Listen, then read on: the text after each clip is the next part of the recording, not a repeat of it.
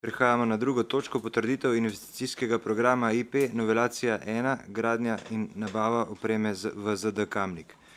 Investicijski program je objavljen v gradivu številka 11, predlagatelj župan, poročevalke pa Katarina Vegel, Barbara Strajnar in pa Lidija Dolgan Žvegla. Besedo ima Katja Vegel, izvoli.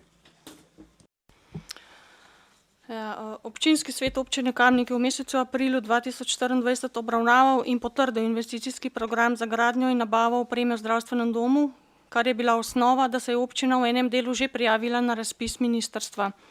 Ob tem je bilo strani sofinanserja opozorjeno, da je v tabeli pri virih sofinansiranja prišlo do odstopanja zaradi zaokroževanja za 1 cent, zato je Ministrstvo za zdravje zahtevalo, da se odstopanje uskladi z njihovim zneskom predvidenim za sofinansiranje. Vrednost sofinansiranja se tako zniža za 1 cent in po novem znaša 1.060.503,69 evra.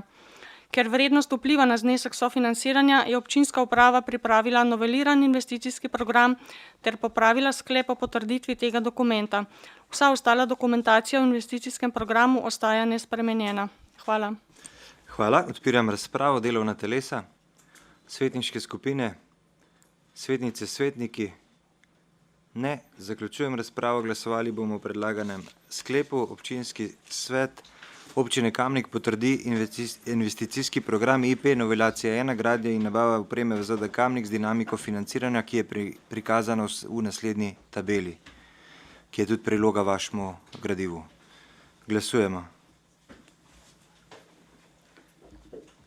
Glasovanje poteka.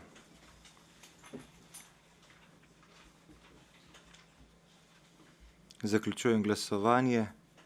Za je glasovalo 25 svetnic in svetnikov, proti nihče. Ugotavljam, da je sklep sprejet in točka zaključena.